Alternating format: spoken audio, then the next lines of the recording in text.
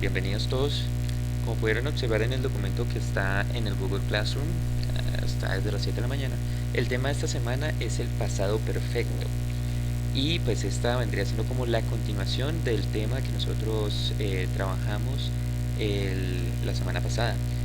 Bueno, cabe resaltar que este es uno de los temas un poco más complicados del inglés, pero déjenme decirle que si ustedes comprendieron el presente perfecto, digamos que tienen mucho camino adelantado con este, porque en cuestión de estructura es exactamente lo mismo. Bueno, vamos a empezar diciendo que el pasado perfecto en el español tiene un equivalente al el pluscuamperfecto. Y pues bueno, es un tiempo un poco complicado en español, pero en inglés puede llegar a ser sencillo si ustedes lo entienden aquí. Atención, este tema del pasado perfecto tiene muchos usos, pero pues yo voy a mencionar el más común. A ver, cuando hablamos del pasado perfecto nos referimos a una acción que tuvo lugar antes de otra acción en el pasado. Suena un poco raro, suena un poco confuso, pero en realidad es muy fácil de entender. Miremos entonces esta línea de tiempo que tengo por aquí. Listo, entonces tenemos aquí esta línea de tiempo. Nosotros nos ubicamos en el presente. Digamos que usted me quiere mencionar una acción que tuvo lugar en el pasado, algo normal. Yo comí, yo jugué, yo dormí, yo qué sé, lo que tú quieras mencionar.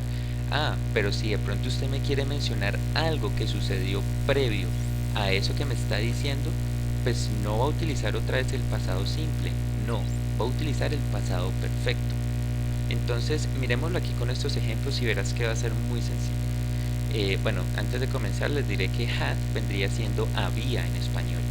Entonces el ejemplo vendría siendo algo así como ellos habían jugado baloncesto cuando comenzó a llover.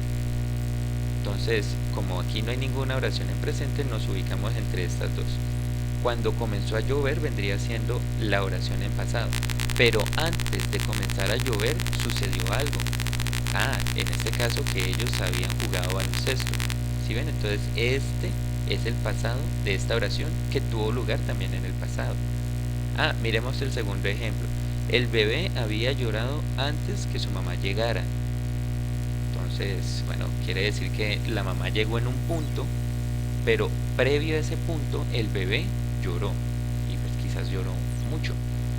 Entonces es como el pasado del pasado. Miremos el tercer y último ejemplo. Mi hermano había roto una foto antes que mi papá se diera cuenta.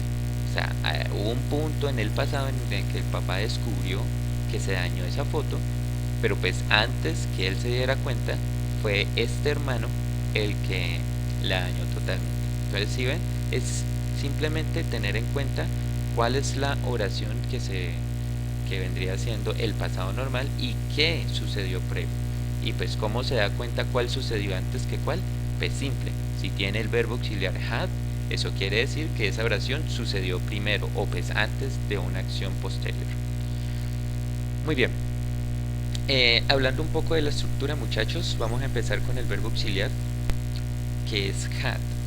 Este es el pasado de have, o sea el presente simple. A diferencia del otro, no hay dos, solo hay uno. Y pues este verbo auxiliar funciona con todos los pronombres. O sea, no hay distinción, no hay que aumentarle absolutamente nada. No, va con todos los pronombres. Entonces, pues usted puede decir sin problema I had, he had, she had, it had, you had, they had, we had. Y pues así con todos. Y pues aquí voy a apartar un punto que normalmente no lo explico mucho, pero aquí lo considero necesario. Aquí lo considero necesario ya que puede haber espacio a confusiones y es la manera de contraer. Recordemos que contraer es volver dos palabras una por medio de un apóstrofe. El apóstrofe es como la comita hacia arriba. Atención, hay dos tipos de contracción en este tema, que vendría siendo la negación, que es la más fácil. Si usted lo escribe por separado sería had not. Pero si lo quiere contraer, usted lo vuelve hadn't. Es lo más sencillo que hay.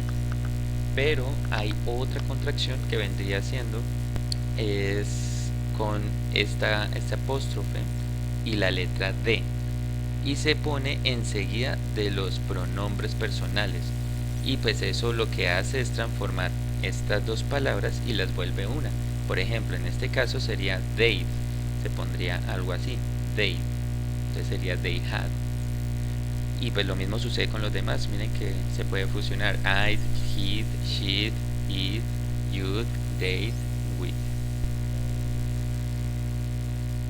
Muy bien, entonces pues ya sabiendo esto, muchachos, les diré que es mejor, o sea, opinión muy personal de Mauricio Dorado, no crean que esto es la verdad absoluta, ustedes ya lo deciden. Yo prefiero que ustedes lo escriban todo por separado, que no contraigan absolutamente nada, ya que da espacio a confusiones, a errores, y que de pronto algo no le quede bien pensando que usted esté utilizando la manera correcta y quizás no. Entonces, atención, la confusión aquí es que esta contracción también es la misma de would. O sea, esto fácilmente puede ser I had o puede ser I would. Esto puede ser I had o puede ser he would. Bueno, he had o he would. She had y she would. O sea, con todos. Podría ser cualquiera de las dos. Entonces usted me preguntará, profe, ¿cómo hago para diferenciar eso? Bueno, la manera de diferenciarlo es viendo el verbo principal. Dependiendo de la conjugación del verbo principal, sabemos si estamos hablando de had o si estamos hablando de would. Entonces miremos aquí los ejemplos. Para empezar, had como el presente perfecto también utiliza el verbo principal conjugado en pasado participio. O sea que aquí en español el pasado participio vendría siendo ado, edo. Entonces yo he jugado, ado, ido, yo he jugado, yo he comido, yo he dormido, etcétera, etcétera. Entonces miren por ejemplo aquí, she, y pues hasta aquí no sabemos si vamos a hablar en pasado perfecto o en would, pero miren el verbo principal. Este verbo está conjugado en pasado participio. Eso significa que esta de es esto. Entonces ella había mirado la pantalla todo el día.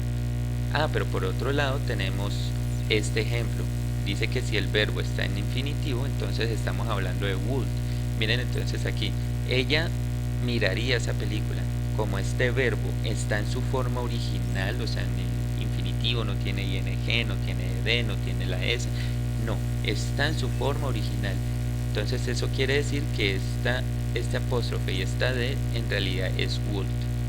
Pero vuelvo e insisto, prefiero que lo pongan por separado para que no tengan que hacer ese proceso mental de saber cómo está el verbo, cómo está... No, si usted lo pone por separado, todo es automático. Pues pienso yo. Ahora pues, atención, en lo que es la conjugación, es exactamente la misma del presente perfecto. O sea, vamos a utilizar el pasado participio de los verbos. Recordemos que normalmente en la lista de verbos nosotros tenemos tres columnas. Una que es el infinitivo, o pues también llamada el presente, otra que es el pasado simple, o pues simplemente pasado, y otra que es el pasado participio. En algunas listas solo aparece participio, pero bueno, es lo mismo, son cuestiones de nombres.